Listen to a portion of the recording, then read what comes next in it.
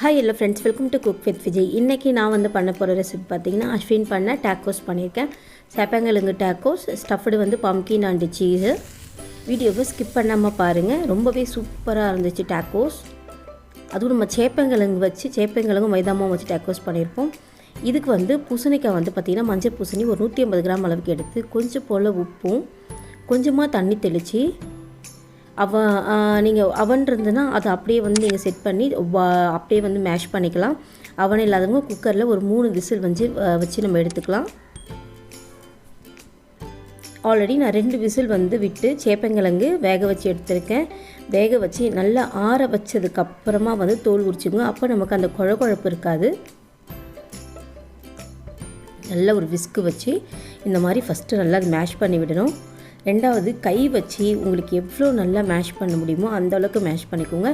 ஏன்னா அந்த கட்டியாக இருக்கக்கூடாது. அப்போ நம்ம வந்து நம்ம சப்பாத்தி மாதிரி தேய்க்கிறப்போ நமக்கு வந்து அந்த கட்டியாக இருக்காது. எவ்வளோ நல்லா உங்களால் மேஷ் பண்ண முடியுமோ அந்தளவுக்கு நல்லா மேஷ் பண்ணிவிடுங்க. இப்போ நல்லா மேஷ் பண்ணிட்டேன். இப்போது இது கூட வந்து பார்த்திங்கன்னா ஒரு 1.5 கப் அளவுக்கு, சின்ன கப்பில் 1.5 கப் அளவுக்கு மைதா எடுத்திருக்கேன். எனக்கு கரெக்டாக 5 டேக்கோஸ் வந்தது இந்த குவான்டிட்டிக்கு.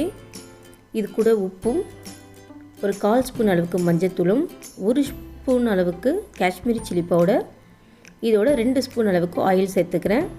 தண்ணி வந்து சேர்த்து பிசைஞ்சிடாதீங்க. ஃபஸ்ட்டு வந்து இதுலேயே நிறைய வாட்டர் இருக்கும். நமக்கு அந்த சேப்பங்கிழங்குல எல்லாத்தையும் ஒன்று நல்லா மிக்ஸ் பண்ணிவிட்டு தேவைப்பட்டால் கொஞ்சமாக தண்ணி தெளிச்சுங்க. நான் இவ்வளோ தான் கொஞ்சமாக தான் தெளிச்சிருக்கேன்.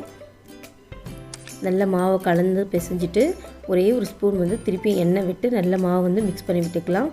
நல்லா ஒரு சப்பாத்தி பதத்துக்கு நல்லா வந்து நமக்கு வந்து டோ ரெடி பண்ணிக்கணும். இது ஒரு 15 நிமிஷம் கொஞ்சம் நேரம் ஊறட்டும். இப்போ பூசணிக்காய் வந்து ஆல்ரெடி நல்லா வந்து வெந்துருச்சு. 3 விசில் விட்டுருங்க. இதில் கொஞ்சமாக தண்ணி இருக்கும், அதை கொஞ்சம் நம்ம வடிச்சிட்டு இதையும் வந்து ஒரு ஒன்றும் பாதியமாகவே வந்து மேஷ் பண்ணால் போதும். ரொம்ப மேஷ் பண்ணணும்னு அவசியம் கிடையாது. ஏன்னா வதக்கும் போது அது நல்லா வந்து மேஷ் ஆகிக்கும். இப்போ ஒரு 3 ஸ்பூன் அளவுக்கு நான் ஆயில் சேர்த்துருக்கேன்.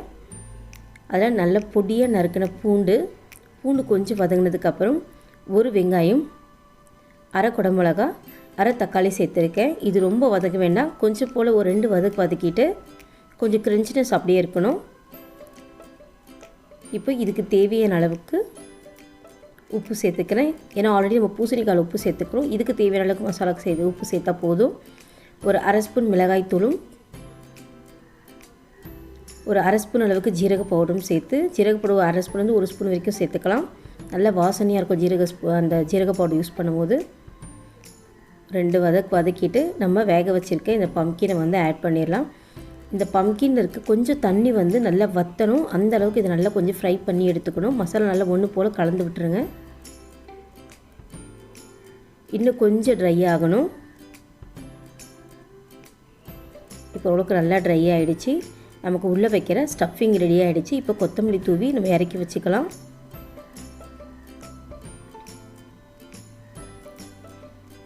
இப்போது மாவு வந்து நல்லா வந்து ஊறிடுச்சு. கொஞ்சம் போல் மேல் மாவு தொட்டுட்டு ரொம்ப தின்னாகவும் இல்லாமல் ரொம்ப வந்து திக்காகவும் இல்லாமல் நார்மலாக வந்துட்டு சப்பாத்தி பதத்தில் நல்லா உருட்டி எடுத்துக்கோங்க. நம்ம சேப்பங்கிழங்கு ஆட் பண்ணியிருக்கோம், ஆனால் உங்களுக்கு அது பாருங்கள் எவ்வளோ நல்லா ஒரு சப்பாத்தி மாதிரி ஈஸியாகவே போட வருது பாருங்கள்.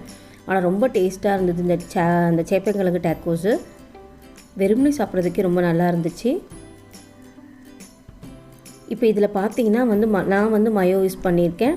நீங்கள் சாஸ் இருந்தாலும் சாஸ் யூஸ் பண்ணிக்கலாம், டொமேட்டோ சாஸ்.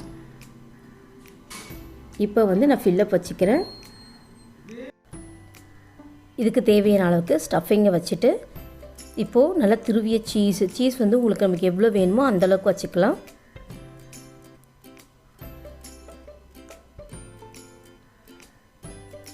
ஒரு சாப்பிடும் போது ஒரு க்ரன்ச்சினஸ்க்கு நான் கொஞ்சம் நிறைய வெஜிடபிள் ஆட் பண்ணியிருக்கேன். கொஞ்சம் கொத்தமல்லி, இதோட ஆனியன்,